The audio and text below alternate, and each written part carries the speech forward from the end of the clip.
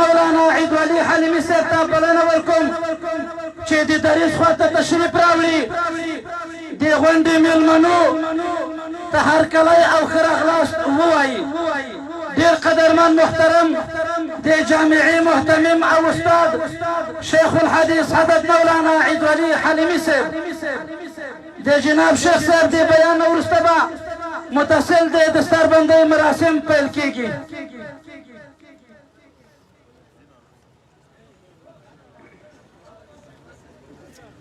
دا دریځ باندې چې کوم کسان ولاړ دي امنیتي ملګرو نه دا هیله کو دا کسان کېنوئ. دا کوم کسان چې دا صحنه کې ودرېدل دا کسان په خپلو ځایونو باندې کېنئ.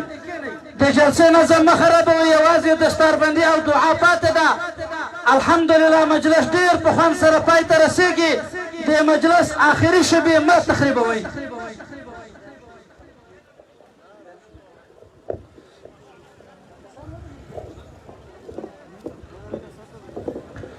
الحمد لله الذي نجانا من القوم الظالمين، والصلاة والسلام على سيد الأنبياء والمرسلين وعلى آله وأصحابه أجمعين طيبين طاهرين.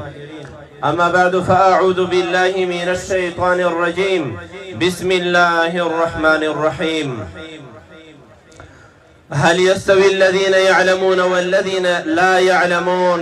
صدق الله العظيم.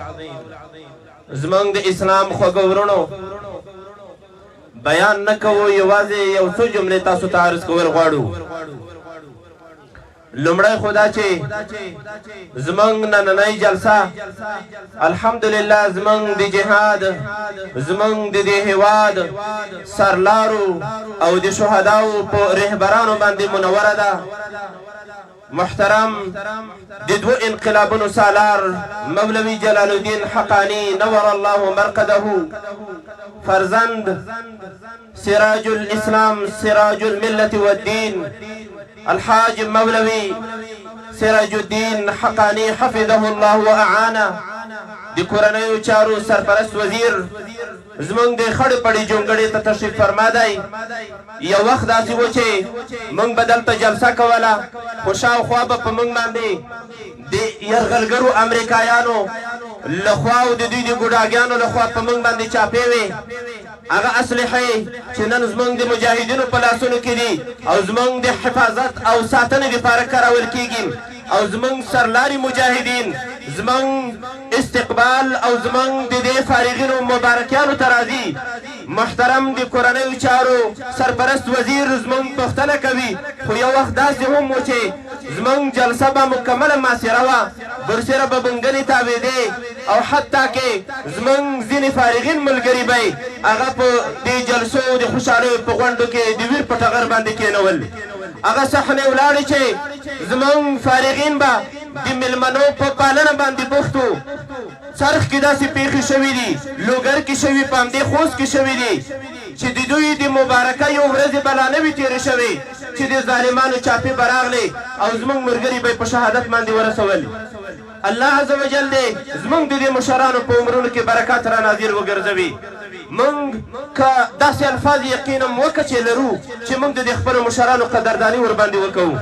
دلته ډېر علما راغلي دي، لرې لرې ځایونو نه علما راغلي، لوی لوی مسؤلین دلته تشریف فرما دي. محترم والي صاحب راغلی، قمندان صاحب د امنیې او د ملي امنیت مسؤلین، هر ارګان دلته تشریف فرما دی. په تېره د بدري قطعې استشهادي ملګري کنډکونه دلته راغلي دي. زمونږ د امنیت په خاطر باندې، زمونږ د دې جلسې د لاسو کاله ساتلو په خاطر باندې اله العالمین دی د دوی د دنیا او د آخرت حسن نصیب وګرځوي. الله عز وجل د دې د سعی او کوششونو مشکور وګرځوي. هېڅ داسې الفاظ موږ نه لرو چې موږ د دوی مننه ورباندې وکوو. لوی لوی مشایخ عظام راغلي دي د مختلفو مدرسو نه. بخښنه هم ترنه غواړو چې موږ د دوی دپاره دا موقع مساعده نه کړای شوه چې موږ دوی ته نوبت ورکړو. یوازې یو څو توري د دې مدرسې چې زموږ مشران هم دلته موجود دي عرض کول غواړو چې د دې جامعې هغه اجمالي خدمتونه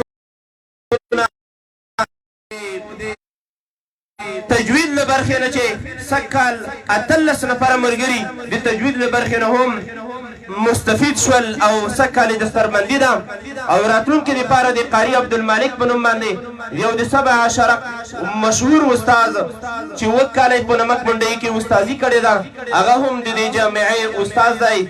الله عز وجل دې زموږ دغه خدمتونه زموږ د ملګرو زموږ د مدرسینو د آخرت ذخیره ورته وګرځوي. په جهادي ډګر کې زموږ شهدا تقریبا له 100 نه د دوی لیست اوړي. زموږ شهدا په ډله ییزه توګه باندې شهیدان شوي دي. زموږ علما ملګري زموږ د مدرسې شاګردان په یو ځای باندې شهیدان شوي دي. داسې شوي دي چې د دستربندۍ په مراسمو کې په شهادت رسولي. زموږ د جامعې استادان وستل شوي قاري صاحب سمیع الله چې زموږ د تخصص ملګری و د جامعه امداد العلوم نه فارغ شوی ملګری و او تخصص فی الفقه هم کړی و او په حدیثو کې دکتورا یو قابل ملګری و او ډېر په ظلم او بربریت باندې په شهادت باندې ورساو. مجموعه شهدا زموږ د دې جامعې له 100 نه د شهداو هغه شمار اوړي. لله الحمد په 100 کلنه دیموکراسي کې څوک نشي ثابتولی چې جامعه امداد العلوم چېرته مداهنت کړی وي. لله الحمد د جامعه امداد العلوم ټول استادان جګې سترګې الحمدلله په دې فتحه کې ولاړ دي.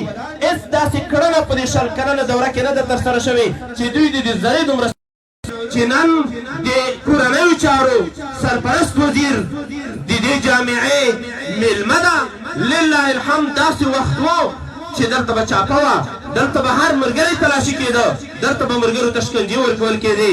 بیا هم مننه کوو راغلو میلمنو نه مننه کوو زموږ د دې عوامو ورونو نه چې په سپېرو خاورو باندې له موږ سره ناست دي دې مننه کوو. زموږ شاوخوا ګاونډیانو نه مننه کوو چې زموږ د دې جامعې په بهبود کې او د دې په ترقۍ کې هر اړخیزې کړنې او د دوی ستړیاوې له موږ سره یې ګاللې دي. الله عز وجل د دوی دنیا او د آخرت حسنات په نصیب کړي. د افغانستان د ملي تلویزیون د زرغون تلویزیون غرش تلویزیون او په خاصه توګه باندې د رڼا راډیو ملګرو نه ډېره مننه کوو چې زموږ دغه جلسه یې بالمباشر رڼا راډیو له خپلې راډیو نه نشروله او له دې ملګرو نه چې دلته راغلي وو دا صحنه یې نمبرداري کړه او دې ته یې پوښښ ورکړه.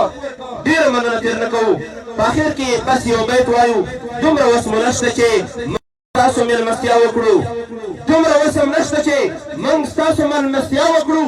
بس دا یو دستور دی چې شاهان ځي ملنګانو ته د دې شعر مصداق هم نن ولیده. وآخر دعوانا الحمدلله رب العالمین. او یوه خبره وروستنۍ به دا وکړو چې نور کله به موږ په دې جلسه کې چنده کوله. صدر صاحب هم تشریف فرما ده خو لیکن دې دپاره چې زموږ د مشرانو بېقدري ونه شي نو موږ هغه چنده پرېښوده. نو راتلونکي ته د چا هم په زړه کې تاسو جذبات د تاسو حوصلې غواړو. الله عز وجل په عمرو کې برکات کړه. دې دپاره چې زموږ د مشرانو بېقدري نه وي شوي نو بلا تاخیره د دستربندۍ مراسم شروع کوو او 100 کال چنده له موږ نه پاتې ده. او یوه یادونه به بله وکړو چې زموږ خلیفه صاحب له طرفه هر فارغ ته 15,000 افغانۍ د دوی لخوا د تحفې په توګه باندې پېښ شوې. هر فارغ او فاضل ملګري 3 وارې 4 15 او 4 دې باندې تاسو رابطه کولی شئ که چا د مدرسې سره د کومک اراده وه.